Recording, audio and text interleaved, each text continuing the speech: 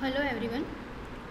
In the last session of satellite communication and networking, we have completed our unit 6, that is the space segment. Now we are going to start with today new unit, that is with unit 4, that is radio wave propagation. Right? So today's the lecture session was based on the introduction to radio wave propagation and what are the different types of losses occurs during the radio wave propagation. So the topics to be covered in the following session are introduction, atmospheric losses and ionospheric losses.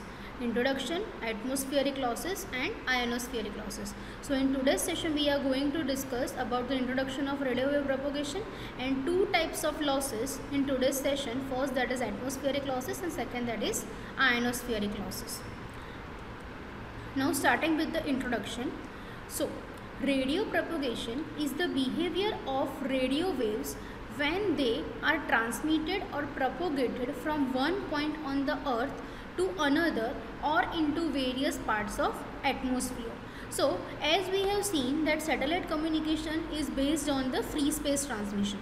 So whenever we need to do free space propagation, the frequency of that particular wave to be transmitted, that is based on radio frequencies, that is having the range from megahertz to gigahertz. So the radio propagation, as it is a radio frequency and it is propagated through a free space, it is called as radio wave propagation. So the radio wave propagation is nothing but the behavior of radio waves, that is waves of frequency, radio frequency, when they are transmitted or you can say propagated from one earth station to another or from the various parts of the atmosphere. As a form of electromagnetic radiations, as we know that the transmission from the antenna, that is nothing but our electromagnetic waves of radio frequency. So for satellite communication compulsory it is a electromagnetic radiations like light waves, radio waves are affected by the phenomena of reflection, refraction, diffraction, absorption, polarization and scattering. Right? So as it is as the waves are in the form of electromagnetic, so different types of phenomena will be affected on that particular waves. So we need to study all this particular absorption losses in this particular chapter. Clear? Radio propagation is affected by the daily changes of water vapor in the troposphere and ionization in the atmosphere during the sun. Right? So it is also affected by the water vapor, that we called as a atmospheric loss, and the ionization in the upper atmosphere, that is the ions in the ionosphere, that is electrons moving from one point to another point. Right? So it is called as, due to that there will be a loss which is called as ionospheric loss. Understanding the effects of varying conditions on radio propagation has many practical applications, from choosing frequencies for international shortwave broadcasters to designing reliable mobile telephone systems to radio navigation to operation of radar systems. So as there is a various changes depends on from practical to practical or application to application, we need to choose different frequencies on which the particular application will be reliable to the operate. Clear? So there will be a different radio frequencies on which different applications are working, and on that all radio frequency signal there will be this kinds of losses or phenomena will be affected on this, and due to this there will be a losses occurred in the power. Now going with the next topic, so there is first type of loss occur during radio wave propagation, that is atmospheric loss. So basically the atmospheric loss, as we can say, so it is based on a atmosphere. So due to the dust particles, due to the various components in the atmosphere, due to the rain, right, all these losses, or you can say reflection or refraction of signals will occur, and this due to reflection and reflection phenomena, we will have a loss in the power, which is called as atmospheric loss. Multiple losses occur due to Earth's atmosphere. Losses may be because of the adverse weather condition or because of the energy absorption done by the various gases present in the atmosphere, right? So there will be a two type of losses in the atmospheric loss. First, because of weather condition, and second, because of absorption of various gases, right? So the weather related losses that are called as atmospheric attenuation, and the absorption losses by the various gases are called as atmospheric absorption. So there will be two type of losses under atmospheric losses. First, that is atmospheric attenuation due to weather related, and atmospheric absorption due to the absorption by the various gases. Clear? At various frequencies, different components of atmosphere causes impairments to the radio wave signals. Clear? So there, as we have discussed in the previous slide, that it is based on the various applications, and all the applications will work at the different frequencies. So the different components of atmosphere will cause the losses to the signal. For example, here we have taken example of water vapor, which is a impairment, or you can say which is a atmospheric loss at 22.3 gigahertz signal. So whenever the signal will be of this frequency, due to this water vapor, the atmospheric losses will occur. Or if the signal is a 60 gigahertz, there will be a losses occur due to the absorption of oxygen gases. Clear? So these are the two examples related to the atmospheric loss. Now, how the atmospheric loss can be calculated?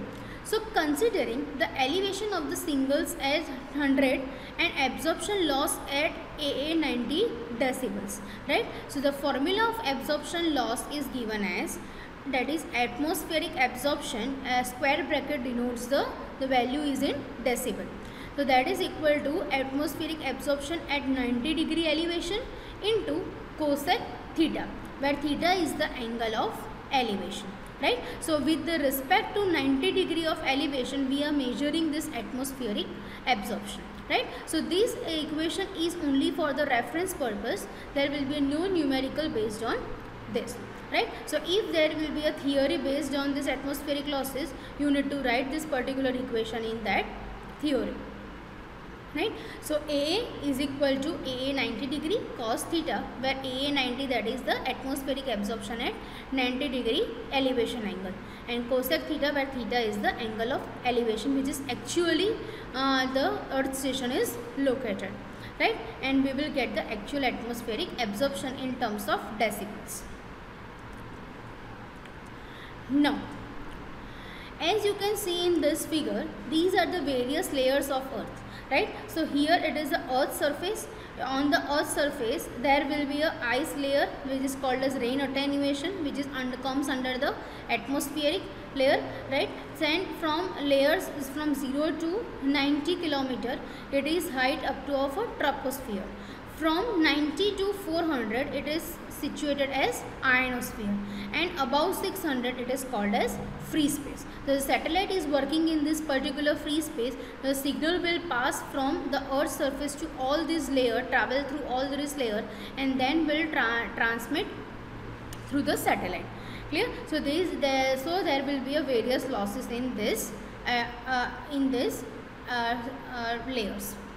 Now, a fading phenomena which causes the radio waves to focus and defocus because of the differences in the atmospheric refraction index is seen, right? So due to this there will be a fading. Fading, that means the refraction of the signals. Refraction, that means if the signal is particular radiated in, let's say, in the troposphere, so from the troposphere there will be a various types of refraction in all direction. So there will be a defocus of that particular radio waves, right? And that process is called as anti-atmospheric scintillation.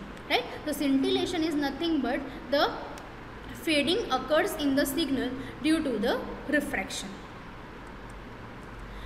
Now moving on to the next type of losses, which is called as ionospheric effect, or you can say as ionospheric losses. Now what do you mean by ionosphere? So in ionosphere there will be a cloud of electrons. That means there will be a lots of electrons and the collision will be happen between the electrons as they will have their energy, right? So whenever the signal will pass through the ionosphere, right, what will happen? The signal will have itself will have its energy, right, and will collide with the electrons inside the ionosphere. So due to that there will be an ionospheric loss due to the electrons. Now this effect we will see in detail. So ionosphere is one of the layers in the Earth's atmosphere. It is situated between 90 kilometers to 400 kilometers above the surface of the Earth, as we have seen in the last figure, right? So it is a layer in the Earth's atmosphere and is situated between 90 to 400 kilometers. All the communication signals between satellite and Earth station have to pass through this layer. So for the satellite in a free space, what we need to do is all the signals will pass from the Earth station to the satellite and will pass through this layer. So there will be a loss related to the ionosphere. So these layers contain free electrons which are charged due to solar radiations. These ions are not uniformly distributed across the ionosphere but move together in the ionosphere in clusters, that is we called as cloud of electrons, right? So these free electrons initially they don't have charge, but they will charge due to these solar radiations, right? And as they are not uniformly distributed, they are in a form of clusters. Such clusters are called as cloud of electrons or traveling ionospheric disturbances. So continuously the movement of electrons will occur due to collision, right? So there will be another name for the cluster, that is called as traveling ionospheric disturbances. When signal pass through such electron clouds, fluctuations are caused, right? So when the signal will have itself its energy, so whenever it pass through the ionosphere, so this energy will transfer to electrons, and due to this the fluctuations will be caused, that will be refraction or reflection will be caused. Electron clouds are created when accelerated charged particles distributed stray electrons already floating in the atmosphere and bounce or slingshot the electrons into each other and passing by the signals. So what will happen? There will be a cloud of electrons. So as the signal will reach into this cloud of electrons, there will be a multiple collisions between the electrons, and there will be a bounce of the signals between the electrons. These stray electrons can be photoelectrons from synchrotron radiation or electrons from the ionized gas molecules, and has adverse effect on the signal passing through them, especially if the density of this cloud is high, right? So besides these electrons, there will be also having the stray electrons will also having the photoelectrons or the electrons from the ionized gas. So it will have an opposite effect compared to these clouds of electron. And when it will be, so if the density of the clouds will be high. The other effects seen on the signals also includes scintillation, that is fading, absorption, that is signal absorption, energy power will be absorbed, propagation delay, due to multiple collisions there will be a delay in the signal, dispersion, and frequency change and polarization rotation. So these all are the effects seen under the ionospheric effect. We will see each and every in detail. This effect decreases as the frequency increases. Out of the above effect, only scintillation and polarization are the major concern for the satellite communication. But because as the scintillation, that means if the signal will fade, then it will not reach to the particular satellite antenna, or if the polarization will also change, then it will not reach to the particular satellite antenna, will not accepted by this particular antenna. Now we will see each and every term in detail. So first, that is absorption. Electromagnetic waves are absorbed in the atmosphere according to the wavelength, right? Two compounds are responsible for the majority of signal absorption, as we have seen. First, that is oxygen, and second, that is water, right? So it is seen at the 22 gigahertz frequency due to water vapor, as we have seen in atmospheric loss, and 63 gigahertz due to oxygen, right? So whole signals are related or are distributed in this particular electromagnetic spectrum, and it is divided according to its wavelength.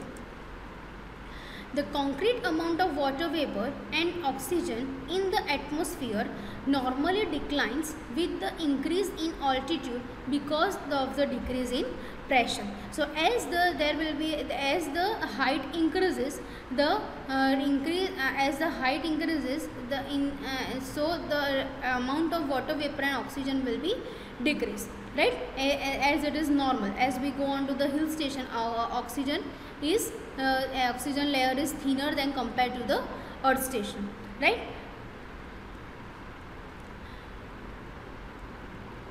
Second, that is propagation delay.